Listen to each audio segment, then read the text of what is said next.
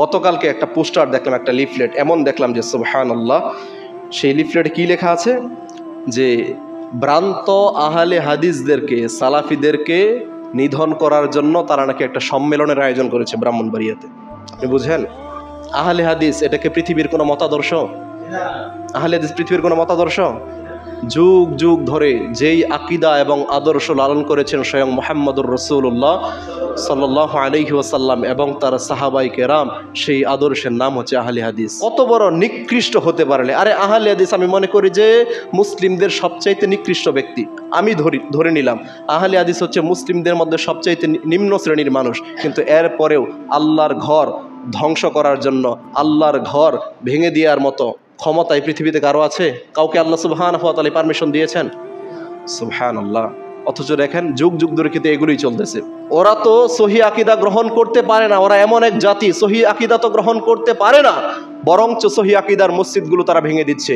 ওরা তো সহিহ আকীদার পদ্ধতিতে রাসূল সাল্লাল্লাহু আলাইহি ওয়াসাল্লামের মতো সালাত আদায় করতে পারে না, বরঞ্চ রাসূল সাল্লাল্লাহু আলাইহি ওয়াসাল্লামের সুন্নাহ পদ্ধতি অনুসারে যেই সমস্ত মসজিদগুলোতে সালাত আদায় হয় সেই সমস্ত মসজিদগুলোকে তারা ভেঙে দেয়।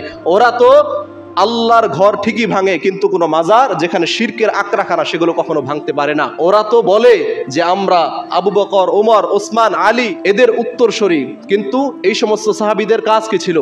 এই সমস্ত সাহাবীদের কাজ ছিল সত্যকে আলিঙ্গন করা এবং মিথ্যাকে মাটিতে চাপা দেওয়া। কিন্তু এরা কি করে? এরা সত্যকে মাটি চাপা দিয়ে মিথ্যাকে আলিঙ্গন করে। এদের চরিত্র বৈশিষ্ট্য আমরা জানি তো। এরা তো দাবি করে নিজেদেরকে যে আমরা আবু হানিফার অনুসারী, কিন্তু আবু হানিফার ন্যায় নীতি এরা কখনো গ্রহণ করতে পারে না। আবু হানিফা রাহিমাহুল্লাহ তিনি কি বলে গিয়েছেন? তার সমস্ত কথা এবং আদর্শের মূল ডেফিনেশন হচ্ছে ইযা সাহহাল হাদিস ফাহুয়া মাযহাব। তিনি যা বলেছেন তার যত চরিত্র এই জমিনে বাস্তবায়ন করে গিয়েছেন, সর্বশেষ ডেফিনেশন তিনি দিয়ে গিয়েছেন ইযা সাহহাল হাদিস ফাহুয়া মাযহাব।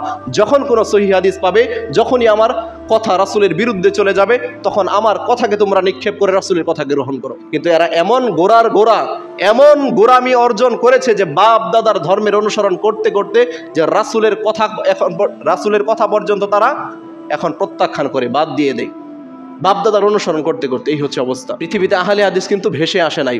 রাসূলুল্লাহ সাল্লাল্লাহু আলাইহি ওয়াসাল্লাম আমাদেরকে অনুপ্রেরণা জুগিয়েছেন। সেটা কি? যে লা তাযালু তাইফাতুম মিন উম্মতি যাহিরিনা আলাল হক লা ইয়াদুররুহুম মান খাযালাহুম হাত্তা ইয়াতি আমরুল্লাহি ওয়া হুম কাযালিক। সর্বদা একটা দল হকের উপর বিজয়ী থাকবে, বিরোধীরা তাদের ক্ষতি করার চেষ্টা করবে। যেমনটা ক্ষতি বা অপচেষ্টা অলরেডি চলতেছে, যুগ যুগ ধরে চলে আসতেছে। রাসূল সাল্লাল্লাহু আলাইহি ওয়াসাল্লাম এই কথাটাই বলেছেন যে সর্বদা একটা দল হকের উপর বিজয়ী থাকবে, প্রতিষ্ঠিত থাকবে, বিরোধীরা তাদের ক্ষতি করার চেষ্টা করবে। ইতিমধ্যেই কিয়ামত চলে আসবে, তারা হকের উপরেই থেকে যাবে।